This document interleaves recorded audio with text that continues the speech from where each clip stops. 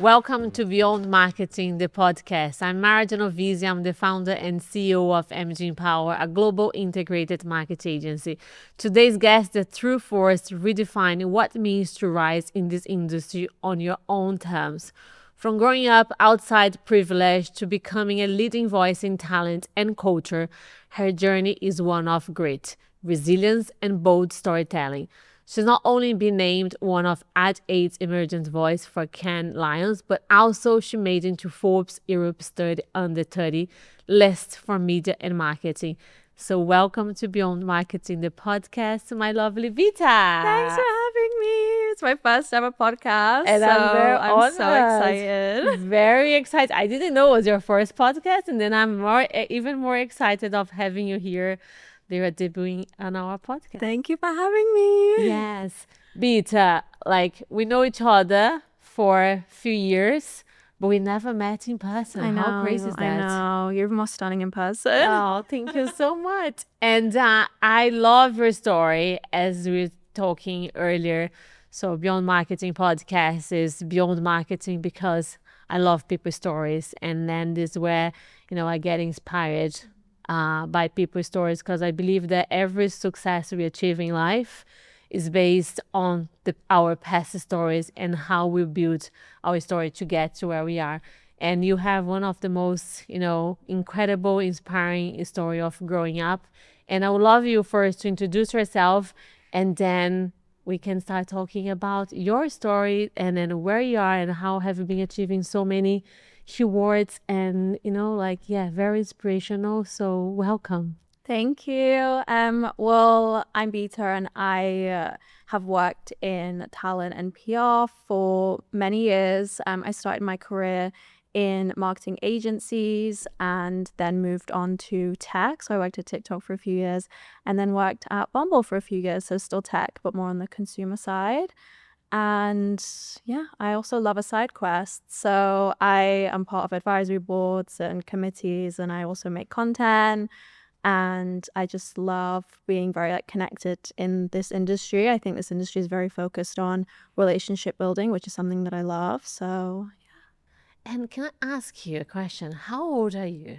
I'm 28. I just turned 28. This It was my birthday the other week. She's 28 and you're going to see what was the achievement to date from Bita, and she's only 28. I want to see you when you're 32. If you have done that amount of things to date. I'm going to be retired. Yes, maybe you will be by 35. But Bita, tell me about stories. So I was reading about you. And then, of course, your TikTok is a great channel where we can learn about not just about your career, but also about, your personal life. And I am very I love the story about your library days and how you actually had to get to where you are today. You have to fight for it. You have to have your resilience, but also most and foremost has a vision of where you wanted to be. So let's go back and talk a little bit more about your upbringing, because I think this can be such a powerful statement for everyone that's hearing us today as an inspiration to see no matter where we came from, that's not going to define where we're going. And I think you're a great example of that. Absolutely. Thank you. Well, me and my family came to the UK as immigrants. So it was my parents, my sister, and we kind of bounced around different places in London and Salford. And Salford's where I grew up in Manchester. So I grew up in a council estate. I went to not a very good school. It was a school where students would throw chairs at the teachers. It was just not a great place to be. So I never really grew up being well educated or really inspired by anything. And because I wanted to get out of the town that I was in, I went to a sixth form that was quite far away, and only 10 or a dozen people from each school in the Northwest went to that college. And so it was such an interesting place to be because I was surrounded by so many different types of people. And that was the first time where I ever put effort into my education, and I actually started to think about what I want for my future. And I just was introduced to a world that was so different to one I'd grown up in, and those were two very pivotal years for me. And then I went off to Leeds for university. I went to University of Leeds, and I did digital media there. And that's in that university course is where I was introduced to digital marketing and agencies and the different jobs that you can have. But throughout my kind of childhood and growing up, the first point where I started to think a bit differently and think about what I want out of my life was at sixth form. And you mentioned the library. That's where I would go to the library for hours every single day because I knew I needed good grades to get into a Russell group, and I never really gotten like A's and B's before. And that's where I studied for 2 years, and I did media studies at uni, and that's where I had a fantastic college teacher called Bev, and I made most of my friends in that class, and that's where I learned about this industry and the different roles that you can have. And we did a lot of work about films and entertainment, and we had someone from Uni of Leeds come to that college and speak about the course. And so I just kind of blind faith went and decided I wanted to go to that uni and do that course with them. And then at that uni is where they brought in a panel of people from marketing agencies in Leeds. And I thought, oh, that's interesting. I'll go and do work experience. And so for me to even get to that uni, actually, I needed a lot of like bursary support from the university and student loans company. And so that was actually a great benefit for me because it got me to a different city and it got me like away from my hometown. And I got exposed to, again, a lot of different people from all over the UK and all over the world. Like they would come to that university. And so again, that was a really important experience for me to understand people's different like viewpoints and life experiences and understand my own, I guess, because you can finally understand where you come from and how that's different from everyone else. So that's kind of how I got into this industry, is from my university. And even at that point, I didn't really know what I wanted to do, but marketing sounded interesting, and I thought, why not? Like my uni's clearly pushing it. And so I did work experience in Leeds for free for a few years at different agencies. And I thought, this is pretty good. Marketing just seemed fun and interesting, kind of creative. And so I went into doing that. But my path has always been, I don't like where I am, I'm going to change it. As opposed to kind of sitting and complaining that, oh, my life is so hard. Like, why don't I get the fun gadgets, and why don't I have a cool laptop, and why don't I have a good phone? Like, I spend a lot of time working part-time at coffee shops and retail to just fund the next step. Be able to like buy nice clothes that I can wear as sixth form, and be able to stay in a nice accommodation at uni and be surrounded by people that were way more privileged than me. And so I think that's something I really want to get across, is obviously there are going to be people that have a lot more privilege than you. That's life. But I've always believed in that you can change your situation slowly if you put in the work, and if you just sit in that discomfort for a bit. Like, it obviously wasn't fun working when I was at sixth form on the weekend, and it wasn't fun like working for free at uni. But you knew where you're going. Yeah, and I knew that I had to work harder than some other people around me.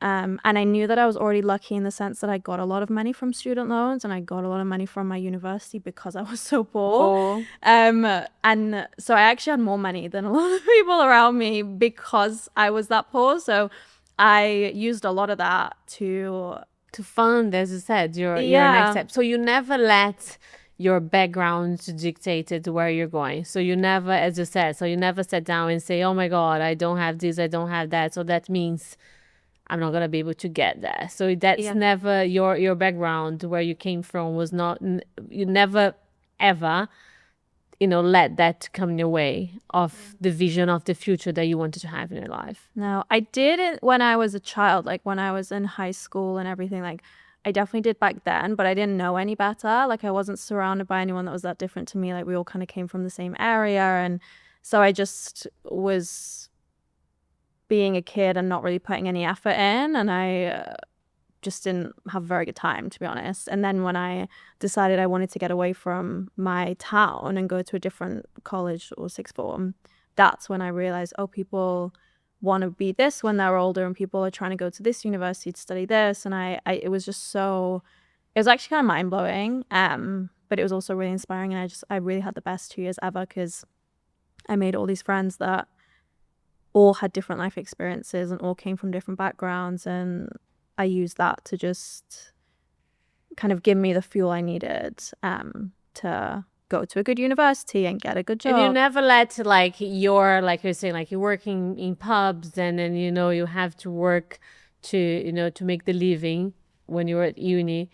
Is that never led you to feel different, or saying, oh, like embarrassing with your friends because you have to do that? No, but I loved doing that kind of work. So I've been working since I was 15. The only embarrassing job I would say that I had was my first job, which was at a fun fair in the Trafford Centre, if anyone's from Manchester.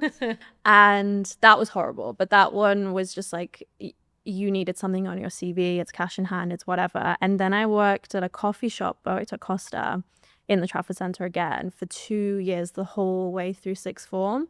And I had I had a blast, and it was really well paying for a 16-year-old.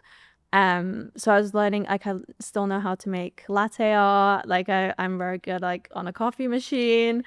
So I had a ball. And then at uni, I would work for free during term time. And then summers and Christmases, I would work at Pandora or like other jewelry stores, or like retail, even JD in Walkden, which was that one I didn't enjoy so much, but it got me in front of different people, and I just love being surrounded by different worldviews. And like some people I met weren't great, and some people I met were really fun, and some people I'm still friends with now. Actually, one of my best friends I met during one of my summer jobs at uni. So I had a blast. Like I never really felt embarrassed. I asked about embarrassing because I didn't like my story. When I moved to London 21 years ago, I didn't speak English, so I had to work in pubs, I had to work in shops, I had to work in clubs. It's a good experience. It's a very good experience. Sometimes people ask me, like, why are you telling people that when you moved to London 20 years ago you're working in pubs, you're not feeling embarrassed? Like, no, because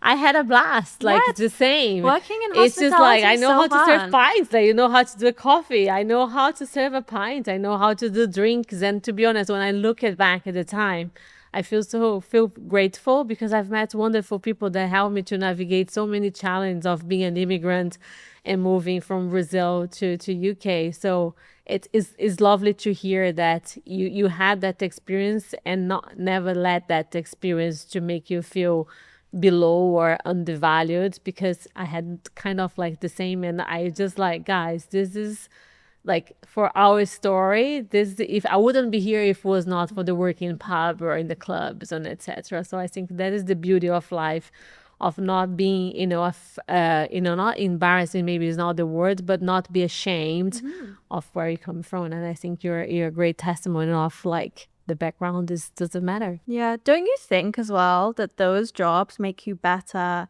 at what you do now, because you can speak to so many different types of people, and like it's that rapport that you build and that relationship building and just people skills. Like people, like it's so undervalued in corporate, but having charisma and being a fun, like bubbly person, and like being fun to work with, I learned all of that from hospitality, and like how to bounce off a team and teamwork, and how to just when times are tough, or like when the shop gets busy, or when things are stressful, how are you gonna work on that? Like I learned a lot through those jobs, and I had a great time. No, 100%. And I think for leadership as well, it helps me a lot, because like you're 28, I'm 45.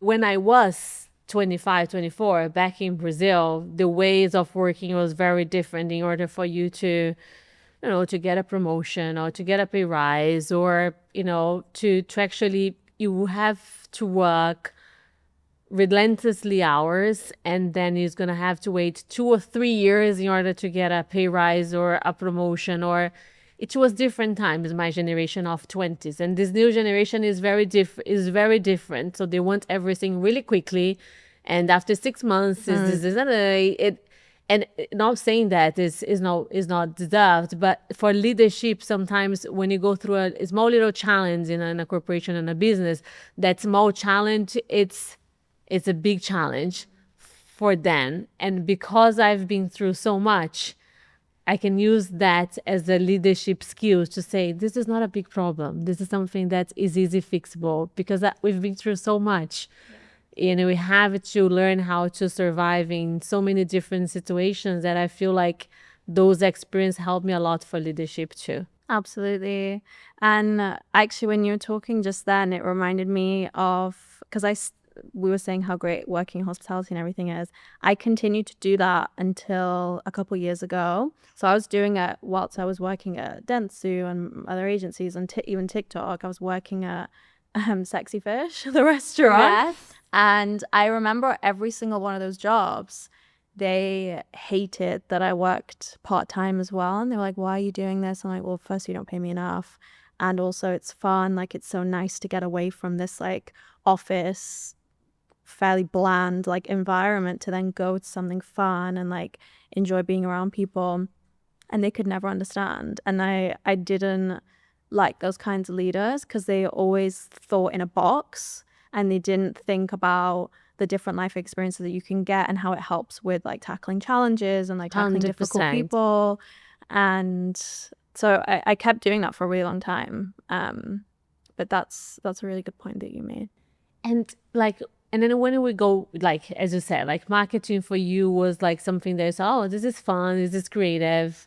And then you start pursuing that. And then, of course, the marketing led you to be more on the influencer side of marketing.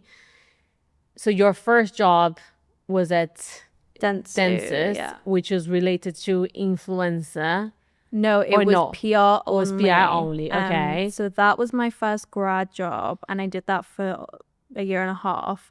And it was a really good grad job to have, because Dentsu is such a big, It's a huge global agency, yeah. And so I was exposed to a lot of different teams and how they work, and just how an agency and how marketing in general works. And I had a great manager. It was just us two. So it was a really good first job, but I wasn't that passionate about PR, and it wasn't very well paying. So I left that agency and I went to a different agency in Leeds doing PR again, because I just thought, let me go somewhere else and maybe I'll like it then. And I still didn't enjoy PR. It was kind of the writing of it all, and the journalist Yes, layers of it. It just wasn't different for me. I'm not a big like writer or anything. So when I was at that agency, COVID happened. And then when they furloughed me, and I came back from furlough, and we had one influencer client. It was something brand new that we didn't have a team. We didn't have a single person really doing it. And I said, can I take over this account? I'm really interested in creators, but I hadn't ever worked professionally in it before. So that was also a really good way to get my foot in the door, because it was kind of a risk-free way of doing it. They were an existing client. We did loads of other services for them. So if I messed up on something small, it wasn't going to matter. And I really liked it. So then I said, can I make this a thing? Can I bring in more of our existing clients to do influencer? I feel like when you work in influencer, half of it is, as long as you use your phone and you're really immersed in the influencer world, you kind of know how to do half the job already. And then the rest of it's like the desk side. So I just learned on the job. I had a great support system in a lot of the PR directors. So they let me run with it. And that's how I realized that this is an industry I want to be in. Was something that you will be interested in, kind of follow through. And that is when you start thinking that, because like then you went into TikTok, and then when you went into TikTok is when you start creating your own TikTok, because there's another amazing transition of your career, right? As you were like going with those experience of PR and then moving to influencer, and then you moved to London for TikTok, or you're already in London? I was already in London. So I stayed at that agency a long time because they let me switch to influencer and they let me move to London. So it was great for me to just keep Yeah.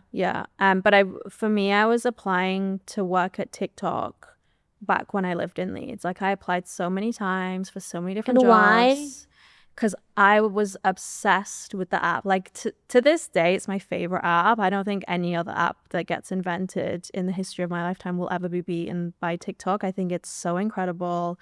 And I was just a big fan. And I knew that if I got the job, I would just do such great work because I know the app inside out. And so I just kept applying and I kept getting rejected and I kept applying. I did so many interviews and I got rejected and I just kept going because I was like, I will not stop until I work there.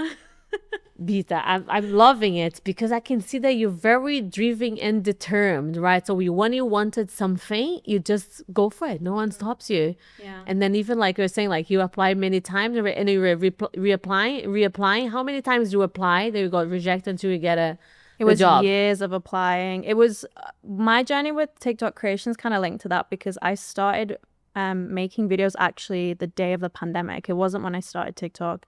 It was way before in 2020, but it was purely for my own enjoyment. And it was just that because I used to dance at the time. So it was just dance videos, which you'll never see me doing. Can we now. put some dancing Nope. videos of you on our teaser on a bite? No.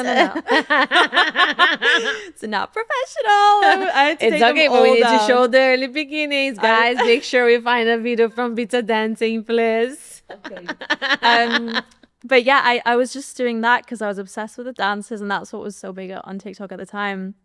And I built up an accidental following of 35K just from the dance. Like I nenever spoke in a video. I never showed just my life. dancing. You gotta turn and say, we need to get this dancing. I churned out like videos. 20 a week. Like I would just, because I was jobless. Like I was furloughed. I was getting paid, but I wasn't doing anything. So there was nothing else to do but dance.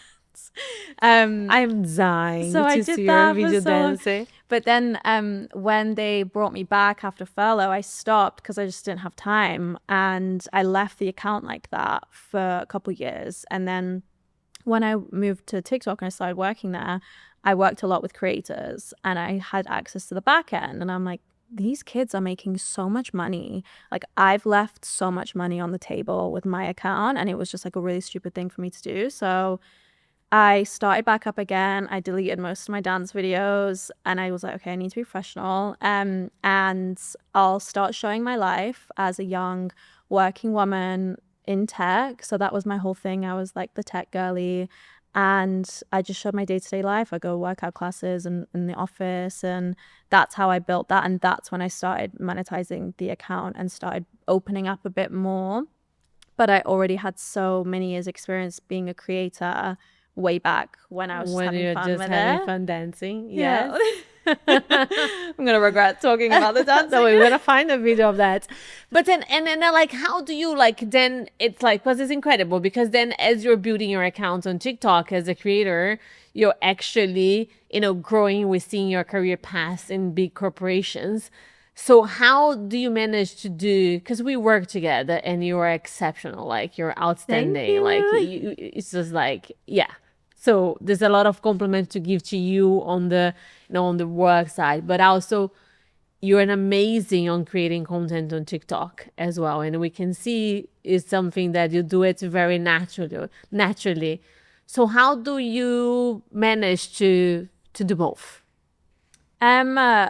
It's had a lot of challenge, which I'll get into, but I think I've always prioritized my career and I will continue to do that. I've had friends ask, why don't you just quit and do content? And do content. It'd be like life would be so much easier. And it would be. It would be easier. I'd have more time. I would eventually start to make more money than I do in my career. But I've never seen that as something that I want for myself. Maybe in the future, but that's how I've always divided it. And so I have my full-time job. I do that 9 to 5, and that's where most of my energy goes in the week. And then on the weekend, if I want to, I'll film like 1 or 2 hours, like a sit-down speaking. But a lot of my content, and you'll see it when you scroll, is a lot of vlogs because they're the easiest to do because it's just me just living my life, and then I'm just happen to be filming it. And I've been doing it for so many years now that editing and all of that just kind of comes quite easily and doesn't take up too much time. And so that's how I prioritize where my time goes. And then in periods where I might be more quiet at work, or I might be in the process of like starting my new job soon, but I'm kind of in my fun employed era, that's when I'll put more effort into TikTok. But it's always been that my career comes first, and that's where my energy goes. And I've always felt that being a creator has helped my career so much, because I can empathize with them and I see their viewpoint as well as seeing the viewpoint from a brand perspective or from the platform perspective. And so it's easier also for me to talk to creators because I have a lot of creative friends from being creative myself. And so I kind of take their pain points and challenges and gripes that they have, and I try and improve that at the brand. And TikTok is your channel, so you don't use Instagram, YouTube, Snapchat. So your creator is within TikTok, is your passion. Yeah, I think it's also easier to control in that sense. Like, again, with Instagram, if I started combining, my Instagram's always been quite private, and that's where I show more kind of like the intimate parts of my life. And I feel like if I made that public and I brought everything over to like the content over to Instagram, it would just feel like that public persona is now me. Whereas I kind of like having it separate because, again, it allows me to draw a line with my career. Interesting. And I've had a lot of difficulty being both. Like, companies don't like it. That will be my next question. This is my next question. Like it, no. But they don't like because they feel like it's a distraction, or because it's exposure. As a company, if I have someone that is working within my company with creators, but it's creating content, so it's a compliment that is good, because you can use from your experience, as exactly as you said, to support the creators on navigating, creating content, and getting better content for the company you're working. And that's what I miss about agencies, because they have a lot more trust in their employees. Because I've worked in the whole entire creator ecosystem, as well as being a creator. So the whole like 360 of it all. And working in agencies, you're closer, they have more trust in you, and they support you in those kinds of things. It's just like it's personal brand nowadays is inevitable. Yeah. So, and then I think the way, like, again, I'm going to talk about on the position of MG Power, I push the team to create content, to post on LinkedIn, like be your own voice and just like showcase the amazing work you're doing, even if you don't want to tag us, it's just like, because sometimes it's personal brand is so important, because you never know if you're going to stay in that job forever. And at the end of the day, it's always going to be about your work, about your skills, about what you are doing that is driving the company that you're working forward. And I think it's a personal brand is having brand ambassadors for your company is great. And then if they don't want to tag, but they want to talk about the work they've been doing for the company, it's even greater. I feel like it's so important for companies to embrace people to create their own content, because at the end of the day, it's about the person. I love that. And I tell everyone, I'm like, this is your life. It's your life. It's about the person. The company, like I work at a company because I want to do a good job. I don't work there because I want to become the CEO of it and I want to take it over and I want to become the company. Like, I think it's important to have your personal brand and have a focus on that. Obviously, I'll continue to like focus on my career and do a good job there, but having all these little side quests, they all make me better at my job and they all benefit the company. And the TikTok thing, I kind of get it, especially back then, like a few years ago, when it was still kind of like scary waters and people weren't sure about it. I think now, because it's more established, there's less fear. But even I've worked at companies where they don't even want you to speak publicly on panels and they don't want you to talk about the company on LinkedIn, and it's just insane to me because you need advocates. You need advocates. It's like it's for me. It's just like I see that as a personal brand is such a crucial thing for anyone. You can be an intern, you can be a coordinator, you can be a marketing. It's just like, just create your own personal brand, whether it's about your job, about your work, about yourself. Because at the end of the day, as we're speaking here, why I was so interesting to talk to you, of course, is because your career is it's phenomenal, interesting, but I'm loving your personal story. Yeah. Is at the end of the day, experiencing personal stories ought to drive interest even for companies, right? And at the end of the day, like, a personal brand can drive business for the business. Because like, if you're a creator and creating content, you're coming from a place that you understand what you're talking about because you're doing it yourself, you can drive business to the business because you're coming to a positioning of having these skills to work within that. Does that make sense? Absolutely. I think people want to work with people that they think they can trust and that they think that they can respect. Like, that's really important. And so personal brand, I think, is something that everyone should focus on, even if it's just 10% of your energy, posting on LinkedIn once a month or like once a quarter. What do you think about LinkedIn?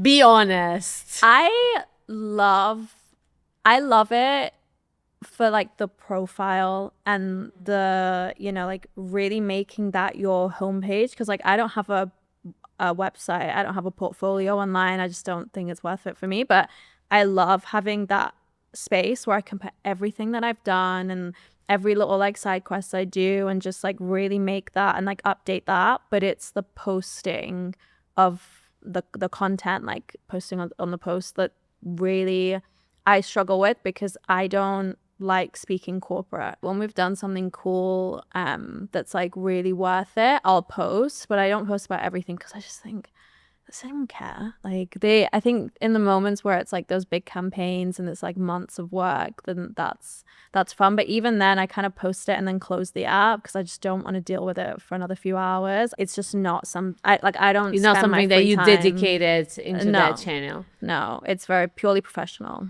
And like, because of your career experience of working so many different, you know, big agencies and big corporations, but also back in the days, as you said, that you work in cafe. By the way, I started MG Empower at Cafe Costa, so we have another thing in common. Because MG, I used to go, like, I wanted to create an agency. Then my son was just like 3 months old. I had a, you know, Cafe Costa like 2 blocks from where I used to live, and I need some peace of mind. I used to go with him there sleeping. And then MG Power was started at Cafe Costa. I love that. Yeah, so and then you work there too. So we have another point of in common. And then let's talk about your recognition. So you're third under 30 last year? This year, yeah. So tell me about it, because this is huge, right? So how did you find out, and how did you receive that news? Because it's huge. Mm-hmm. Yeah, I mean, this year as a whole has been wild. So you have to apply for everything. So, excuse me, with Forbes, I applied for the 2024 one, and I found out quite last minute that the applications were open. So I did a very rushed application, and I was shortlisted, but I didn't get it. And they send you an email to let you know. So I was like, oh, okay, cool. At least I know that I'm not insane and that I could potentially get this at some point, and that my career is worth an award like that. And so that was actually really good for me to see that. And then learning the application process and like the amount of questions you get asked and everything you need to like prepare. I went into for the one this year way more prepared and organized with it. And so it's just a big application form. I knew a few people that were on the list, and so they kind of helped me out by nominating me. And it's a process. Like, I spent weeks even just like crafting the paragraph that's like, why do you deserve to be on the list? And just even talking about yourself in that way is really uncomfortable. But I had to put myself in the shoes of the editor. I like, why would I put this person here? And so I spent a lot of time just crafting that. And even the year building up to it, that's when I started to really take the side quest more seriously, and how can I just build myself up beyond just my job to be someone that can be worthy of that kind of recognition. So that was a big motivation for me to even do a lot of like the advisory roles and all that kind of stuff was to get on a list like that. So it's been a huge goal of mine for years now, and it's a process. Like, you get a second form sent to you, which is like this private form that has totally different questions, and they gave me like 24 hours to fill out the form. It was And questions you did like it. it was more like, I can't think of the word, but it was questions like, what's the worst piece of advice you've ever heard, and like, who do you look up to? Like, it was questions I hadn't prepared for, and so I just rushed it and like filled it out, and then I didn't hit anything for months. And so you just kind of have to get on with your And I life. just had to wait and see it. Yeah, and then no one told me that I was gonna be on the list until it went live. So So you saw that online, so you haven't received the email first. I got an email as soon as it went day. live to say, welcome to Forbes, the class of Forbes 30 to 30. And it was like, I just woke up, it was 7:30. I like shot out of bed. I'm like, no way. And then I go online, I look at the media marketing list, and I'm there. And it was just so surreal. And it was crazy. I didn't really tell anyone at work, and then people found out by themselves, and then I had like, I put out my story, all my friends like messaged me, so that was like a really special day. But it was a Tuesday, I had to clock in, like I was I enjoyed it for an hour, and then I had to just get on with my job as if just nothing has happened. it was the most unglamorous day. Like, the day was fun, but it was just another day at work for me. And then I had the event in Paris, I think it was like a month later, where it was all of the winners, like the people that were on the list. So there's about 100 people, and we all traveled to Paris from all over Europe. That's incredible. And it was the most incredible event I've ever been to. I mean, you can just imagine like the type of people in that room, and there's a lot of imposter syndrome. I mean, being on the list, but then also being at the event, because it's mostly founders. And so I kind of have this bad habit of like putting myself down and being like, oh no, I just work in marketing. Like, but it was a really fun event, and I've never spoken to such smart people. That's incredible. It was like a very inspiring moment. And the editor, Alex, is just like the most amazing person. I saw her in New York recently, and she's just the best. And they really believe in what they do, and they just love meeting young, interesting people, not just founders, people that are actually doing cool things in every industry. Definitely doing. Have you ever had imposter syndrome, or you never had? Every day. I'm having it right now. Having it right now.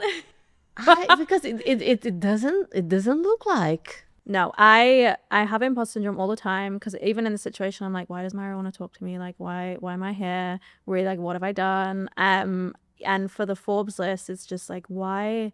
Like, I get it. It's a strange one, because it's like, I understand why I made it on that list, and I understand why Alex like chose me to be on it, but I still can't really understand why I. But do you think your imposter syndrome comes from your past?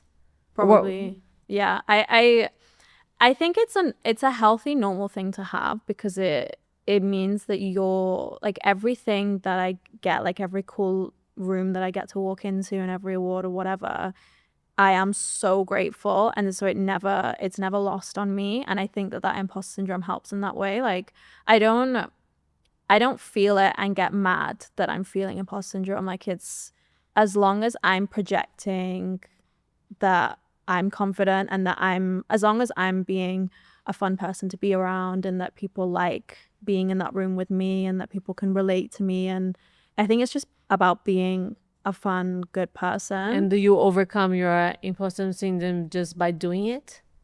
Yeah, you just have to do it. Because there's a lot of people that they have imposter syndrome, they don't do it. But I can see that you have it, but you do it. You have to do it. I think delusion is really important to have. I think if you are a very like grounded in reality person, you'll look at a lot of your goals and dreams and think, no, that's not real. Like, I won't get that.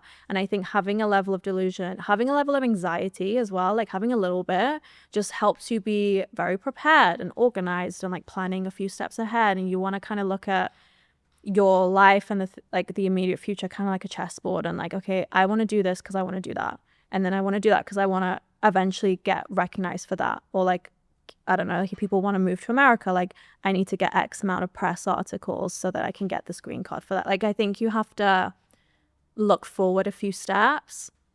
And so things like imposter syndrome, I can feel it, but I can look back and understand that I still need to go and do that thing because it's going to help me do that. To do that and then to overcome that. Yeah. I think if you look at things in a very short-sighted way, it's only going to make those feelings worse. And that's when 100%. imposter syndrome. No, but it's a mental intelligence that you have, because not everyone that has that imposter syndrome and are able to actually push forward and then do it, because it takes a lot of mental intelligence and mental capacity to, okay, I'm feeling this, but I'm going to do it.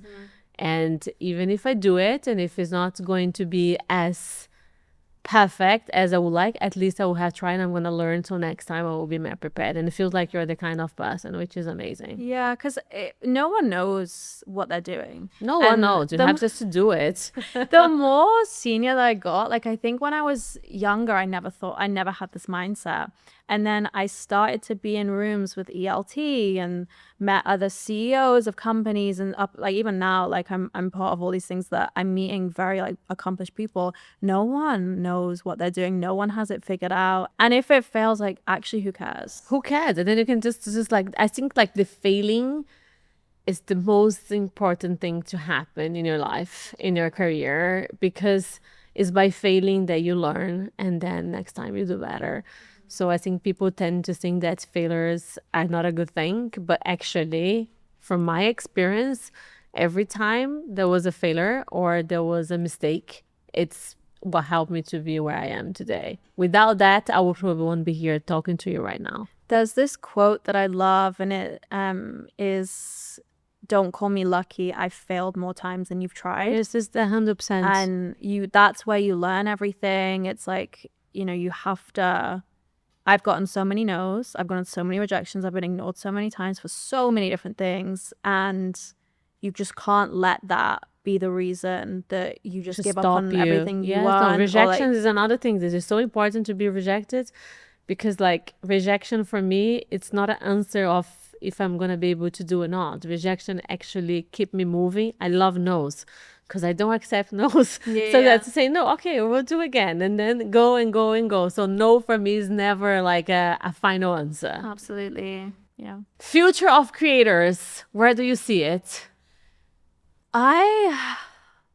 It's a really tough question, because I think we're at a point where it's no longer this like incredible honeymoon period of like brands shelling out millions and creators just like making their content, and everyone's just like riding this wave. I think we've gotten to a point where finally execs understand influencer marketing. It's taken years, but they finally get it. And they want to scale, but they don't. Like influencer teams are not big enough. Like you can hire all the agencies in the world, but you need someone internally to like manage all this and check content. And so, and that's why we have Ali. Let's make it the most fun Ali on this podcast. Ali, we love you. We love you, Ali.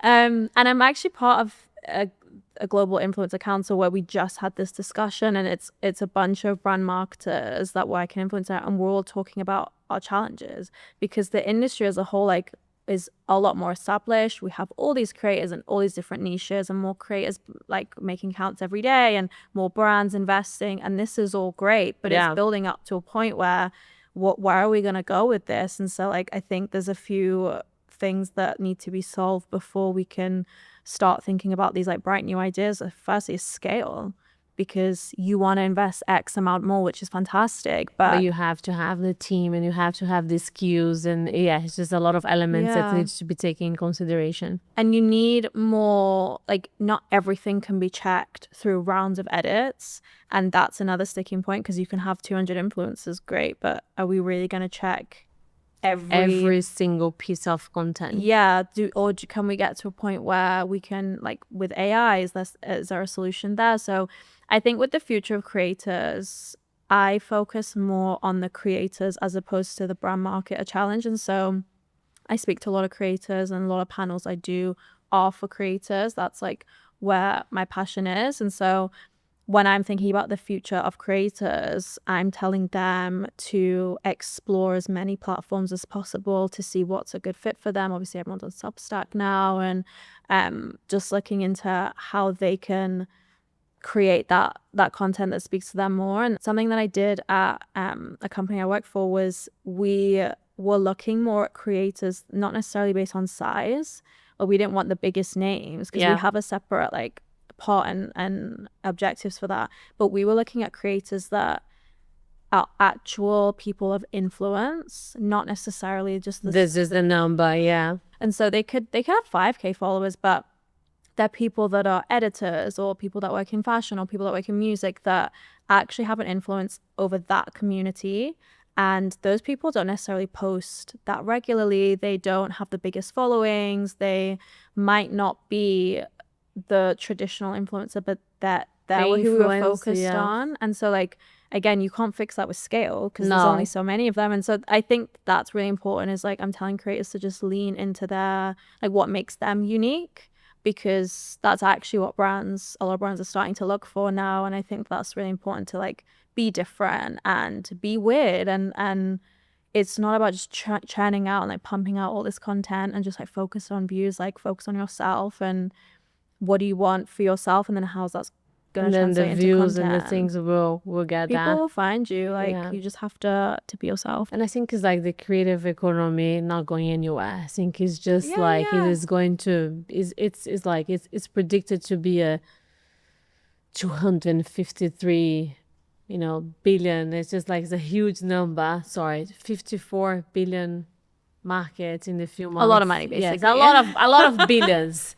So it's not going anywhere. So I think it's more and more we'll see like brands understanding, but the scale, it's for me, it's you got the right point. So it's just like how to scale, but how to use technology to support that scale. Because if AI is here, I don't think AI will actually 100% replace the human work, but AI will contribute and complement the human work. And I think we need to understand like what from the technology can support agencies and brands to scale in a way that we're still going to have a minimum of control, because you have to have the control of some of the content, but it's going to be impossible to control 1,000 pieces of content.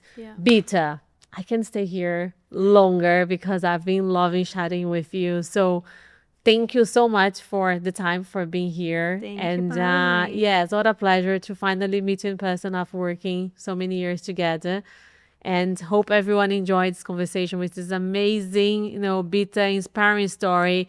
And if you're not following her yet on TikTok, what's your account on TikTok? At Bita, Bita. Yeah, so make sure you do, because yes, she's an amazing, creator, but also an amazing marketeer. So thank you so much for being here. Thank you for having me. Yes, it's been a pleasure. Yes. And if you're not following us yet, please make sure you do on Amazon, YouTube, Spotify, and Apple. And I see you guys on our next episodes. Thank you so much for seeing Beyond Marketing podcast. It's been an incredible journey so far. Our views is going so amazingly well at the moment because you're having such an amazing guest like Bita. So thank you so much for all the support, and we appreciate that so much, and see you guys on the next episode.